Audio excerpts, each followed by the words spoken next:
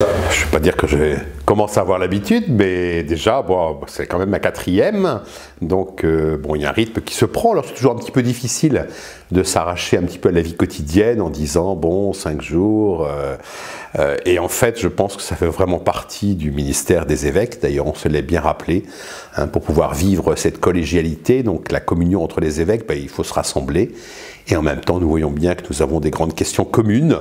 Alors, c'est des sessions denses, hein, il y a un programme assez abondant, et puis on profite à la fois de tous les repas pour pouvoir se retrouver, soit en province, soit avec un conseil. Donc un rythme assez soutenu, mais on est là pour ça, et en particulier pour se rencontrer. Et puis on l'a dit encore une fois combien le fait que ce soit à Lourdes, bon, ça donne aussi tout un environnement qui est silencieux. En novembre, il n'y a pas grand monde et on baigne quand même dans une ambiance de paix, de prière, avec la grotte, avec la messe à la basilique du Rosaire. Je crois que c'est un environnement très favorable et on en profite bien.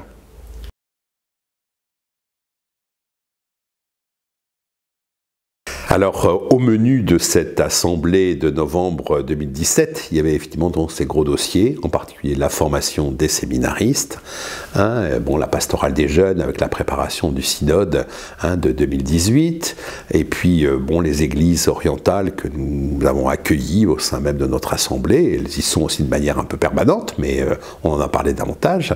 Hein, donc, et puis, donc il y avait ces gros dossiers qui ont été traités, et puis justement, en dehors aussi, beaucoup de commissions se sont retrouvées, des conseils pour les mouvements, les questions de bioéthique, la mission rurale, la catéchèse, enfin je veux dire, il y a aussi tous ces dossiers qui ne sont pas les moindres. Je veux dire, il y a un menu, et puis on voit bien qu'il y a des passerelles avec des choses très précises, et c'est l'occasion pour tous ces conseils et commissions de rendre compte de leur travail, et puis de se confronter aussi avec les conseils d'à côté. Donc c'est-à-dire qu'il y a vraiment une imbrication, comme une, je veux dire, pas une synthèse, parce que c'est justement un regroupement plutôt du travail de chacun.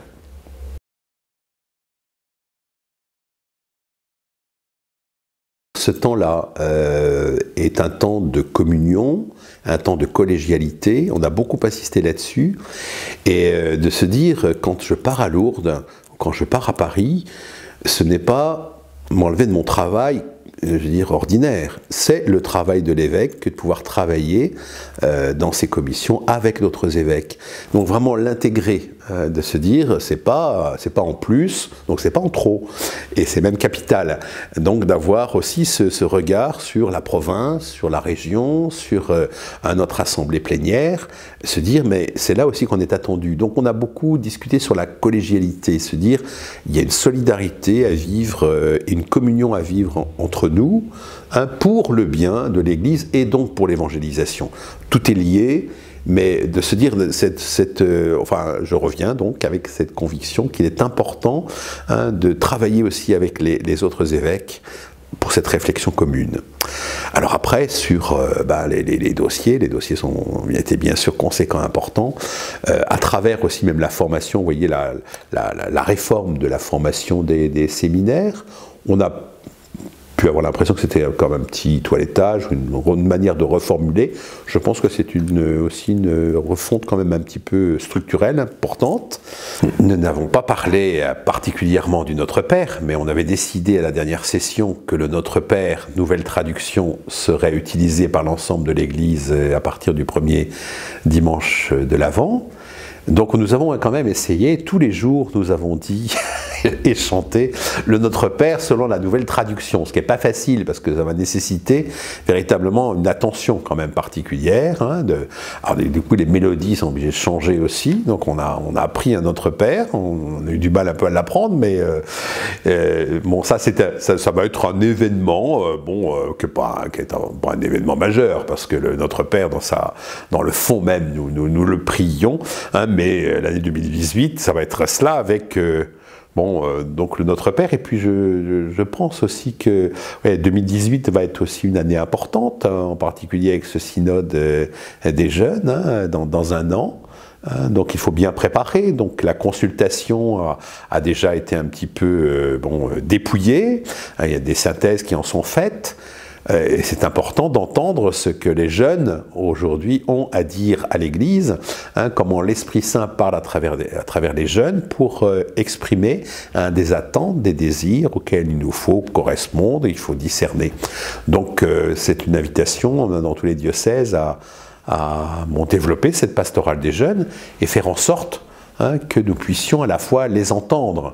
Bien parler de la vocation et donc du discernement, puisque c'est le thème de ce synode, à savoir comment permettre aux jeunes de se développer de manière intégrale, pour prendre les grandes catégories dont on parle aujourd'hui, donc de développer ce qu'il est appelé à être, tant dans ses capacités intellectuelles que personnelles, que spirituelles.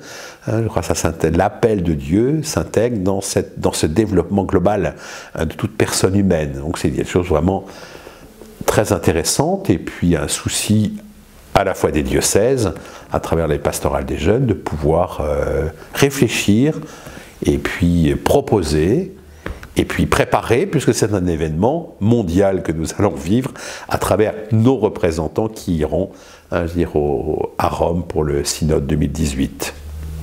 Alors il y a eu ces sujets principaux, les dossiers principaux qui faisaient le menu de cette assemblée. Il y a deux choses importantes que je ramène aussi personnellement. D'abord parce que j'ai été demandé dans la commission pour les révisions de loi de bioéthique, donc c'est le conseil, on est 6 évêques, nous allons nous retrouver, c'est une mission un peu ponctuelle, mais pour accompagner afin que la parole de l'Église soit une parole claire, nous allons essayer de nous y employer, et bien présente dans le débat public pour dire et défendre l'homme avec toutes les lois qui sont en préparation. Nous ne pouvons pas ne rien dire. Donc voilà, donc je fais partie de cette commission et je le confie comme une intention de prière. Et puis on a eu aussi une soirée très intéressante avec la mission rurale. Nous faisons partie des diocèses ruraux, c'est-à-dire une grande majorité aussi, une grande partie de la population est dans ce milieu et dans cette activité d'agriculteurs ou d'éleveurs. On a une très belle soirée qui avait été déjà préparée par le conseil sur les mouvements dont je fais partie. Donc j'étais un petit peu aussi dans cette préparation-là, un petit peu de loin, mais quand même.